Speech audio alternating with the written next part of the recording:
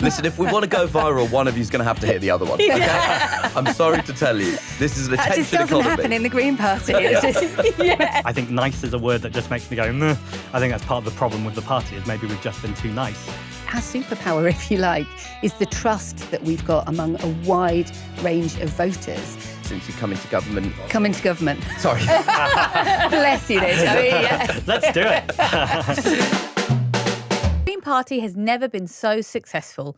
They made major gains at last year's general election, winning a record 4 new MPs. Now they are selecting a new leader, and the candidates have very different ideas of how to continue to build the Green movement. It's a contest between Ellie Chowns, who replaces outgoing co-leader and former guest on this show, Carla Denyer, to run on a joint ticket alongside Adrian Ramsey, and the party's current deputy leader, Zack Polanski. Ellie and her co-leader Adrian say that the party needs to be run by MPs with the ability to speak across political divides, while Zack feels a more radical message will strengthen the Greens' appeal, calling for the party to become a mass membership eco-populism movement. To tell us more about these competing visions of the party and answer some of your questions too, Ellie and Zack join us now. Welcome to Pod Save the UK, both. Thank you. Thanks very much for having us. I do confess, when I learned that you were both going to be here, the first thing I texted the producer was just the words fight, fight, fight, fight. But actually, you know, I've seen you in And then we hugged when we came in. It's all gone to pot. This is the politics that we want, you know. Your This is what we want framing's to collapsed. see. Sorry, Coco. Listen, if we want to go viral, one of you's going to have to hit the other one. Okay? I'm sorry to tell you, this is an That attention just doesn't economy. happen in the Green Party. It's just, yeah. Not quite the vibe. You have to go to reform for that. So, Ellie, you were one of the 4 Green MPs elected last year. You won North Herefordshire from the Tories with a majority of almost 6,000. And Zack, you were elected as a member of the London Assembly in 2021 and a deputy leader of the Greens in 2022. But you guys have lots in common, aside from obviously being within the Green Party. Both of you were arrested in 2019 for your protests with XR. Did you know each other? At Yes. that point, yeah, we must Not have done. well, I was a member of the European Parliament at that point. I wasn't actually protesting with XR. I happened to be in London for a meeting of MEPs. All of the European Green MEPs were in London, and it was the time of the XR protests. And we heard that Trafalgar Square was being cleared, and I was literally at this meeting in a hotel a stone's throw away. So I went to the square, and it was the Monday night, I think, and asked the police, "What are you doing? Or what's your justification for clearing the square?" I was literally just standing in the square asking their justification, and I was arrested for standing in the square asking them to justify their extreme policing. And so I was arrested and put in a police station overnight, and then was part of a court case challenging that, which found that obviously their arrest of me and others was unlawful. Was your arrest lawful, Zack? Mine was completely opposite, actually. I was asking for it. Okay. I was with Extinction Rebellion. I was one of the first people arrested with Extinction Rebellion, which I carry as a badge of pride, actually, because the planet is on fire. And a group of people in this country stood in a road at Waterloo and said, politicians have to do something about this. I wasn't an elected politician at the time. I later went on and got elected the next year or 2 years later.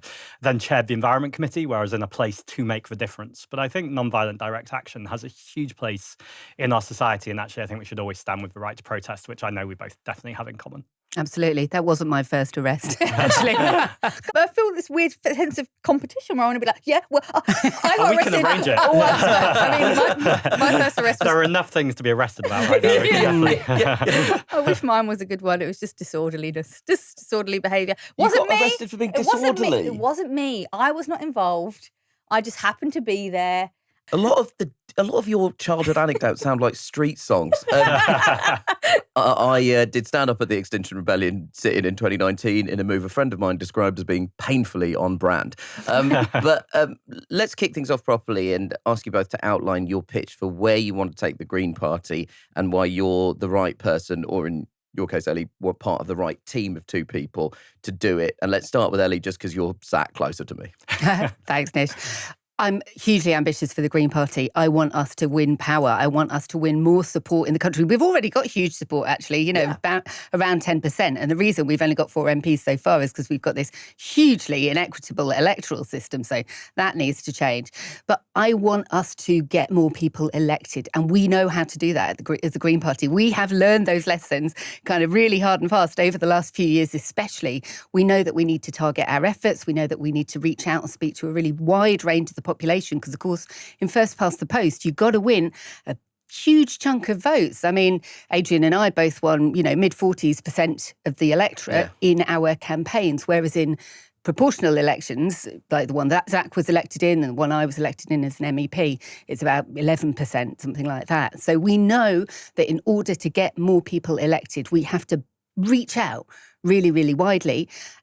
We have to build on the huge success that we've had, both at local level with getting huge numbers of councillors elected and, of course, showing how we can break through in general elections too. So that's basically the pitch. Reach out as widely as possible, listen to people, connect what we want to say as Greens to the concerns that really affect people, because there are so much that needs to change.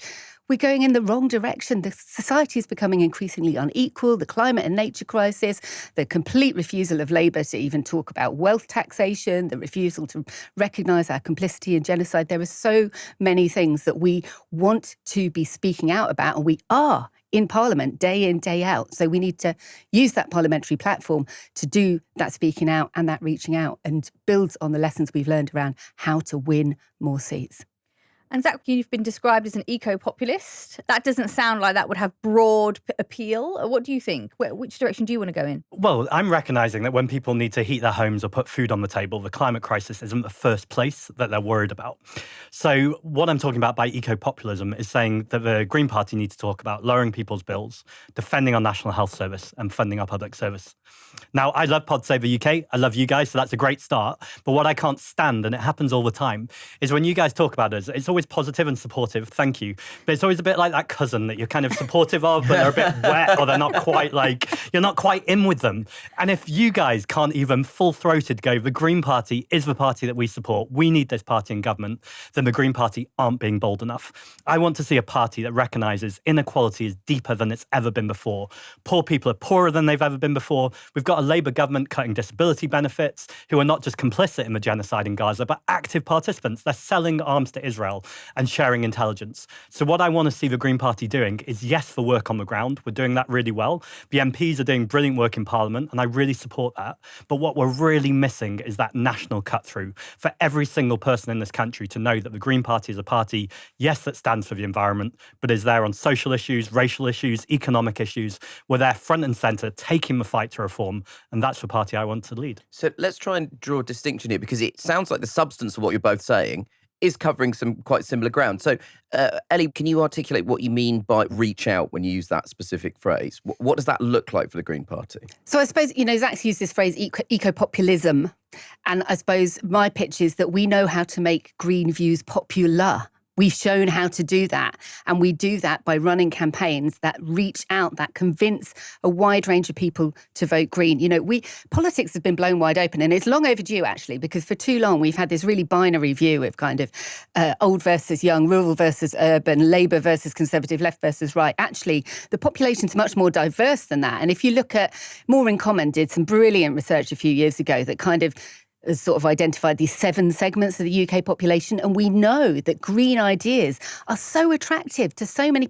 In fact, action on climate change is the one thing that unites people most across all those different population groups. So what we've got to make sure is that we don't paint ourselves into a corner of being perceived as only relevant to, only speaking to a small proportion of the population, the sort of people who are already progressive activists. Absolutely, we want all of them to support the Green Party. But we need to recognise that there's a whole bunch of other people out there who've got other concerns. I've been an activist my entire life, 30 years. I spent my whole life working for social and environmental justice. I got involved in politics 10 years ago, literally, because basically Nigel Farage drove me to it. I just couldn't bear the way he was leading UK politics. I wanted to see more people with my values standing up there. And my whole experience has been that by being out and proud about what you believe in, you bring people over, you make those connections with people, but you've got to be careful not to alienate them at the same time. Zack, do you worry then that eco-populism is an alienating term that only speaks to, to be frank, people like the hosts and listenership of this podcast. Is that something that you're concerned about? Well, the people it's going to alienate are the 1%. When I talk about populism, I'm talking about the 99%, talking about working class people. I'm talking about people who have precarious livings, who want to, get ill for one day and you could lose your job and you could lose your rent. But the 1% right now, those corporations, they're destroying our environment, they're destroying our communities, and they're destroying our democracy. And so what I want to do is grow our movement. And I can bring you the receipts. So the president of a bakers union, he's endorsed me. The first time that someone from a trade union has endorsed someone outside the Labour Party in decades. Grace Blakely, an economist, she's endorsed me and joined the party to vote for me. John McDonnell, no, he's not joined the party, but James Medway, who used to advise John McDonnell, has joined the party to vote for me. Michaela Loach, amazing climate activist. Now, the reason why I'm reeling off these names is because they're people from a wide variety of politics. And what I want to do is make sure that everyone knows they've got a home in the Green Party. The same polling that Ellie was talking about was just updated this week, and it shows that 22% of what's called progressive activists will vote for the Green Party, but 6 in 10 are thinking about voting for the Green Party. That's another 20% of people who could vote for us if we were bolder about our views. But when you speak to these people, they sometimes go, yeah, I support you, but again, it comes back to, you're a bit wet, or you're a bit middle class, or you're not really speaking in ways that I understand. What I really want to do is make sure that our communication is accessible. So of course, I'm not going to run around saying eco-populism. That is a way of provoking the conversation we're having right now, which is ultimately saying we've got to take this fight to the elites. I suppose the thing is that the section of the population Zack's talking about there, it's still only about 1/7 of the population. And in order to win elections, we have to appeal to the majority of the population. And I think the majority of the population want to see bills reduced. They want to see the protection of the NHS. They want to see action on climate.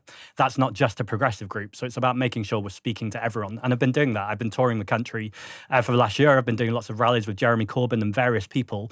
And we've been going into communities who have traditionally been left behind by politics. And when I'm out there and knocking on doors, speaking to people who have never voted before, and this is the scale of the risk. If we don't get to them, reform will. And, people going, oh, I might vote reform or green sounds counterintuitive. Yeah, like people wouldn't do that. We hear it all the time because people are sick of the old two parties. And so they should. For decades, they have let them down. They've lied to them. Public services are broken and everything is a bit shit. So we need an alternative, and we need to make the case that reform are not the alternative. They are millionaires pretending to serve the working class, but they're actually serving billionaires. The Green Party are the people who will actually change people's lives for the better. Pod Save the UK is brought to you by Shopify. Whatever you dreamed of when you were little, if you got there or you didn't, if you have your own business, you need a website, you need a payment system, you definitely need a logo, and you need a way to advertise to new customers. It can all be overwhelming and confusing, but that's where today's sponsor, Shopify, comes in. Shopify is the commerce platform behind millions of businesses around the world and 10% of all e-commerce in the US, from household names like Mattel and Gymshark to brands that are just getting started. If you're asking yourself, what if I can't design a website? Well, Shopify's got you from the get-go with beautiful, ready-to-go templates to match your brand style. If you need a hand, you can get help with everyday tasks like enhancing product images, writing product descriptions, or generating discount codes with Shopify's AI tools specifically created for commerce. And if people haven't heard about your brand, well, Shopify helps you find your customers with easy-to-run email and social media campaigns. And if you get stuck, Shopify's always around to share advice with their award-winning 24/7 customer support. Turn those dreams into and give them the best shot at success with Shopify. Sign up for your $1 per month trial and start selling today at shopify.co.uk/podsavethek. Go to shopify.co.uk/podsavethek. Shopify.co.uk/podsavethek.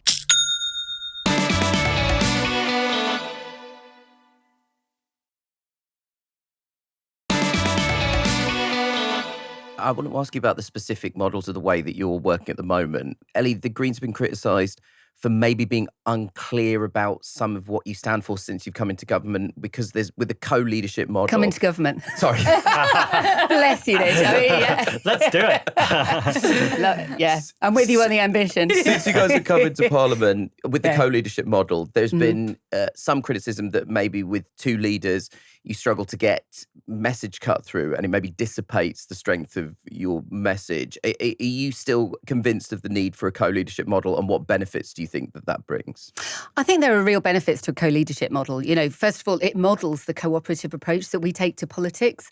And, we just stand in total contrast to reform. We don't stand for that big man model of politics. We don't stand for that loud hailer model of politics. We don't stand for that kind of, choose your own 3-word slogan model of politics. So, we can't outshout reform. And I don't think we can attract people, a wide range of people to vote for us by trying to outshout reform. We have to outshine them. And we do that by remaining kind of rooted in our own authentic values. That's the thing that drove me into politics in the first place, was that basically Caroline Lucas was providing the complete opposite example to what Farage was doing. I wanted there to be more people like Caroline Lucas, and I'm dead chuffed that she's endorsing me and Adrian. But, the co-leadership model shows that we really value female leadership because we insist that there's a woman as part of that. It also shows that we focus on cooperation and working together. And there's some really practical benefits as well. You can have 2 people, so you can literally be in 2 places at the same time. You can share the load. You can do different media engagements and so forth. So I think, and it's a model that's been used by Greens in other places around the world. Germany, for example, very successfully. Under Carla and Adrian, the last 4 years, we've had our most successful period ever as a party. It's been fantastic. We really have learned how to win. And that's a model that I want to continue building on and strengthening in a transformational way. Zack, let's bring you in on this, because obviously you're talking about taking the Green Party and making it more loud, trying to reach out to those disillusioned Labour voters, but also disillusioned Conservative voters. Isn't there an argument to say, well, the Green Party already does that? It's not really a transformation. Well, it's already this party anyway. I don't think it is about volume, but I do think at the moment we're not outshining Reform. Reform are number 1 in the polls. Farage is all over TV constantly. Now, admittedly, they have a 24/7 propaganda machine in GB News. They also have very deep pockets, so they can fund media. But we can complain about that, which I'm certainly happy to do. I can bitch and moan about it all day. But we've got to do something about it. And so what I've been doing about it is raising our social media platform. That's not just me, but that's all the people in communities across the country. People from diverse communities and working class communities who are already in the Green Party. It's just that the media don't know about it because we haven't taken the time that we need to train and invest people so their voices and their platforms are being heard. And I think that is how we outshine people. I also think that it's not about loud hailer politics. I agree with that. I think it's about being effective and being smart about what we say. I wouldn't dismiss 3-word slogans. I think they've been pretty effective in this country. Get Brexit Done was pretty catastrophic for the country, but it was undeniably something that pushed through. And I don't know if we're going to have an endorsement off here, but Caroline Lucas's campaign manager, has just endorsed me this morning. That's alongside nearly every single former winning campaign manager of the Green Party has said that you want Zack in the room when you're planning electoral strategy. Hang on, I just need to challenge on that, because many of the former campaign managers are still staff and they can't do endorsements. So I think, we need to be kind of rephrase. The vast majority of former campaign managers who can speak, who aren't staff members now, I think 95% of them are endorsing me. I can just think of one who isn't. It's important to be accurate. So let's go on to some listener questions. So one listener with the Instagram handle Firmenstein, great name. They're a Green Party member. They asked, how do you maintain the coalition of voters, lots of whom don't see us as a left-wing party, whilst being louder about our socialist policies? Can we maintain the nice, sensible reputation while making a lot more noise? Ellie, I'll start with you. The point that Firmenstein is making about being able to reach out and speak to and appeal to a really wide range of people is something I completely agree with, and it's something I've totally experienced in my own campaigning. And so I know that we've got to be able to speak to a lot of different people. We've got to be able to connect with where they are. And our green identity is really core to that. Our focus on building a better future for our kids and the next generation is something that people really understand viscerally about us. Tackling inequality is also at the centre of our politics and our policies. And that's, it's completely integrated. We need to be able to... Sorry. I want to challenge you just a little bit here, but Firmenstein's assertion, which I have to say I have seen and heard and maybe even agree, is that there is a perception that the Green Party is not left-wing. Is the Green Party left-wing? Absolutely. And would be shouting about that, being proud of that, be something that we would see? I am really proud that we're a left-wing party. I think if you look at what I talk about in Parliament, in my constituency, if you If you look at what the Green Party does as a whole, we're clearly a left-wing party, and we are able to appeal to people who previously have been really put off by Keir Starmer or Jeremy Corbyn or whatever. And that's a real strength that we've got as the Green Party, because people know that we are really, really rooted in our values. People vote for us, even if they don't agree with absolutely everything that's in our manifesto. And of course, that's normal in politics, right? You've never find anybody that you agree with completely 100%, but people see in us something that they trust. And trust is a really missing thing in politics as a whole. At the minute, we see, Farage's kind of votes go up and down. And frankly, they've gone up and down hugely over the last 10 years, depending on what else is going on.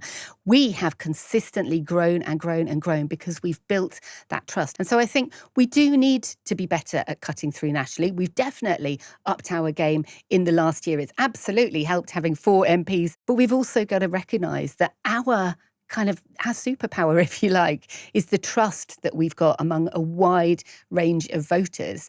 And that is rooted in their recognition that we stand for a greener and a fairer country, and that they want to support people that they can believe in. Zack, let me bring you in. That notion, lots of people don't see the Green Party as a left-wing party. Do you agree with that? I think lots of people don't see it as a left-wing party, which is why we need to talk about socialism more often. And we need to talk about the fact that we want to redistribute wealth from the very wealthy to help fund our public services and reduce inequality. Now, I've been having lots of chats with Gary Stevenson, so if some of this sounds familiar, that's partly why. Inequality is at the heart of everything, and that's whether you live in a town, a city, or the countryside. Now, look, I live in Hackney. I'm a London Assembly member. I'm not going to lie, I'm much more comfortable in the city than I am putting a pair of wellies on. However, during the election, a Guardian journalist came round with me for a few hours, and they wrote an article about how surprised they were that I was able to connect with dairy farmers. And that's because if you live in a city, you're being screwed by unscrupulous landlords, or you could be being screwed by unscrupulous landlords. You need rent controls. But if you're a farmer, you're being screwed over by supermarkets, or you might even be a tenant farmer, which means you're having to pay too much to your landlord. It's the same system that's screwing people over. So we do need to tackle inequality. And I think that's why wherever you live, our Green Party message is universal, which again is about tackling elites and making sure we're lifting everyone up. But on Firmenstein's questions, can you maintain the nice, sensible reputation whilst being proudly socialist? Well, I reject some of the nice, sensible reputation thing, to be honest. I think we should be kind. I'm always there to be kind. I think nice is a word that just makes me go, meh. I think that's part of the problem with the party, is maybe we've just been too nice. I'm not suggesting we're nasty for a second, but I am suggesting we pick fights. Just 2 nights ago, I was on the radio with Andrea Jenkins. She's the Reform Mayor of Lincolnshire. We had a proper Barney on the radio, and I think people loved it. Ultimately, though, the things she was saying were dangerous. She was basically climate denying. We're really at that point now with Reform. And I really called her out on that. The fact that Reform have taken £2.3 million in donations from fossil fuel companies. George Carlin had that old quote that politicians like NASCAR drivers should have to wear who sponsors them on their shirts.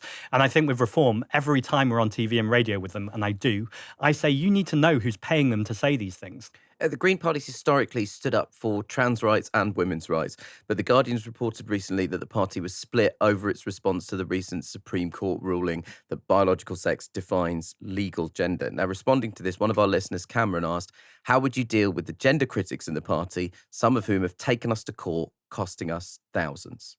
It's really sad that conflict over sex and gender has resulted in court cases, and clearly we need to look at some of our internal processes, disciplinary processes the Green as well. Party had to pay £90,000 to Shara Ali over a case of what he described as his gender critical views being. So we need to make sure that the party is not making decisions that leave us open to legal challenge and to having to pay those costs. The party's got a hugely proud record of standing up for trans rights, of affirming the reality and the validity of trans identities, and of campaigning for true inclusion. And I'm really proud of that. I really support that. We have to recognise the Supreme Court ruling, and the party again has been really clear that while we, at the same time as recognising that, there are implications. And I've, immediately had trans constituents coming to see me in my constituency surgery saying, look, I've lived as a trans woman for years, and now I'm supposedly not able to use the toilets I've always gone into. The EHRC's interim guidance straight afterwards was, I think, actively unhelpful. I think we do need to be able to talk about these sensitive and sometimes contentious issues. We need to make sure also that we're a party where we can have open and honest and compassionate conversations about these issues too, recognising that what are sometimes called gender critical views are protected by law. We need to be able to have those conversations. And so, my whole politics is about trying to find areas of common ground. We do need to pick fights. Well, pick fights is not language that I would personally choose, actually. We need to be really, really strong in opposing things that are wrong. But at the same time, we also need to be able to have conversations about complex and contentious issues. And we need to be able to at least sit down with people that we disagree with to understand why they're at the position they're at and whether we can find any way of finding that common ground. Zack, how would you deal with the gender critics in the party? Yeah, just to come off the back of that, I'll always pick fights. I'll pick fights with people who are demonising disabled people, who are demonising migrants, who are committing genocide. I think it's important that we do pick fights. I'm not talking about just doing it or courting controversy for the sake of it, but being in the ring rather than the sidelines and going, actually, to be kind and to be compassionate, you can fight and you can do that. I'm obviously not talking about violent fighting. I'm not talking about physically. So that's just a choice of words. On the trans rights are human rights, and that's unconditional for me. Yes, we can have kind and we should have compassionate conversations. Ultimately, though, there is a line for me, and the line is to recognise that the Supreme Court ruling was a mess. Now, of course, we need to respect it because it's the Supreme Court, but to have Keir Starmer saying that's what the Supreme Court says, so that's my understanding, is a complete nonsense.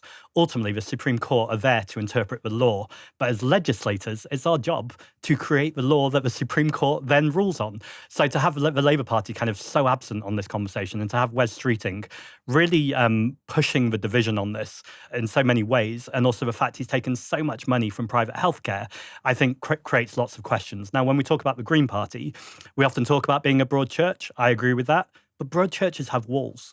And if your MO is to misgender someone, anyone can do that accidentally. I've certainly done it accidentally. But if you are doing that repeatedly, that is harassment. And my bold leadership requires me to also tell the truth. And harassment is not welcome in the Green Party. Transphobia is not welcome in the Green Party. So people can think what they want. I'm not there to tone or thought police people, but I am there to create a safe space, particularly for the most vulnerable people or the most marginalised people. And that's always my politics. I always think in this room, is the most marginalised or vulnerable person represented in this room? Because actually that lifts everyone up. If we're always making sure we're designing a society that is the most inclusive and most welcome for a disabled person, a migrant, a trans person, whoever it might be, then ultimately that's a more equal society for everyone. So yes to kind and compassionate conversations, but also yes to being very clear about our values and not needing to be a home to everyone. Other parties are available. Go for it, I Ellie. just wanted to pick up on this this conversation about picking fights, which I think is perhaps one of the contrasts between our approaches. Because for me, the language of picking fights it's a very polarizing language, and that's the sort of thing that really puts people off. I hear it all the time on the doorstep in politics. And it's absolutely possible to be totally clear about what you stand for, to challenge power constantly. For example, I've spoken out on Gaza basically every week since I've been elected. I've been a very, very strong voice in Parliament, constantly holding the government to account. Recently, for example, leading a debate, challenging them on their responsibilities under the Genocide Convention to act to prevent genocide. I don't conceive of that as picking a fight. I think of it as being really powerful in opposition and in standing up for what you believe in. And my whole experience in politics is that the polarization is what really turns people off. And we need to have a politics that's about inclusion. We need to create a politics that's about helping people to feel hopeful that there are people that they can connect with, helping people to feel that they understand what we're talking about, rather than being pushed away by the framing. So I think this is a privileged position. I think ultimately the people in this country who are really suffering right now need people to fight for us. They need people to fight with them, and they need to know that the Green Party are on their side. Yes to challenging power, but that's picking a fight. That's exactly what I'm talking about. I think the people in this country need us to connect with anger. If we stay in anger, we're just turning into reform. I'm not suggesting that for a second. What we need to do, though, is if we just go straight to hope, that sounds out of touch. And it results in exactly where I started this conversation from. People say, I like the Green Party, but they don't really seem to understand me. You need to connect with the anger, because that's where people are at right now in this country, and then turn it to hope, turn it to solutions. But if you don't connect with the anger, first of all, then you miss people entirely. There's a lot to be angry about right now. And if you're not angry, then people aren't paying attention. Now, look, we are running out of time because, Ellie, you've got to go to Parliament. So I'm going to ask you one final question. We've heard a lot, though we're still waiting for some of the specifics on this Progressive Party that's going to be formed potentially by Zara Sultana and the former Labour leader Jeremy Corbyn. And there are obviously concerns that this is going to continue to fragment a progressive vote. And one of the most consistent things we hear from the listenership of this podcast is, why can't progressive political parties work together? How open are you to cooperation with whatever this new progressive political party is, with the Liberal Democrats, with sections of the Labour Party, for example, that are disillusioned with the current leadership? Where do you stand on progressive coalition building? Looking for the common ground is central to my politics. I've already talked about that. In terms of the New Left Party that was not quite squib-like launched by Zara 2 weeks ago, and nothing seems to have happened since that. I mean, it's not a great start, is it, frankly? Let's wait and see, right? But the reality is that we are always looking to connect and work with other people. So, for example, voting against the proscription of Palestine Action recently, Green MPs were coordinating with and speaking with MPs from Labour who were likewise opposed to that. That frequently happens, voting against the terrible stuff the government has been doing on benefit cuts and all sorts of other issues. The reason I believe in proportional representation, the reason I believe in that sort of politics is because I think it will drive a different style of politics. It will drive all political parties to look for where there's common ground. It will mean that we can have longer term politics where we focus on where the common ground is to tackle the big issues like the housing crisis, the care crisis, the climate crisis, all of these things that require policy making that isn't just about the really narrow and cynical politics we've got at the moment, where the big parties think what's going to appeal to marginal voters in marginal constituencies at the next election, and everything is framed around that. We need a politics in which green values can truly have the power that they do have and the support that they've got in the country. But in order to do that, we need to build that electoral coalition that I was talking about earlier, which means reaching out to people who might previously have thought of themselves as Labour or Lib Dem or Conservative, or even in a few cases, possibly Reform, and show them how voting Green will help them to get much better representation, get the change that they want to see in the country. Zack, really quickly, should the Green Party cooperate with the New Left Party? So imagine there's a big green door or a big green tent. Imagine there's a big red carpet rolling towards it, because that's what I want Jeremy Corbyn and Zara Sultana to feel right now. They are undoubtedly aligned with the majority of our politics. Setting up a new party is incredibly difficult, but there's a party that has over 800 councillors. We got nearly 2 million votes in the last election. And the Green Party got 39 second place finishes, 19 of which are in London. So I think rather than set up a new party, I'd love them to join the Green Party. And so I come back to the initial place where I started. Where have the Green Party gone wrong so far? That the likes of Jeremy Corbyn and Zara Sultana aren't going, that's the obvious place for my politics. And I'm really excited we're having Maybe internal... it's because they're not fully committed to green values. Well, I think they are, but I think we haven't communicated that our values are aligned. And so what I want to see is a bolder Green Party that says, as Jeremy Corbyn and Zara Sultana undoubtedly do, if you care about the climate crisis, if you care about reducing inequality, if you care about the fact that we had racist riots on our streets last summer, we do not have a moment to waste to be building up new parties or creating new governance structures. We need to join the movement that's going right now. And I think we don't have the time to indulge in these kind of conversations or building alliances. But actually what I'd really like to see is people join the Green Party. If I can't convince them of that, of course I want to work with anyone who ultimately wants to take the fight again to reform and challenge the Labour government, and I'm totally there for that. We've run out of time. We both appreciate so much the time you've both taken to speak to us. Thank you so much for joining us on Pod Save the UK. Anyone who is a member of the Green Party of England and Wales prior to voting opening can vote in the election. That means the deadline for new members joining who want to vote is the 31st of July. We've put up a link in the show notes. Join. Well, that's, I think, the one thing they can definitely 100% Join the Green Party and vote. If you're a Green Party member, ballots open from the 1st of August to the 30th of August, and the leadership results will be announced on the 2nd of September.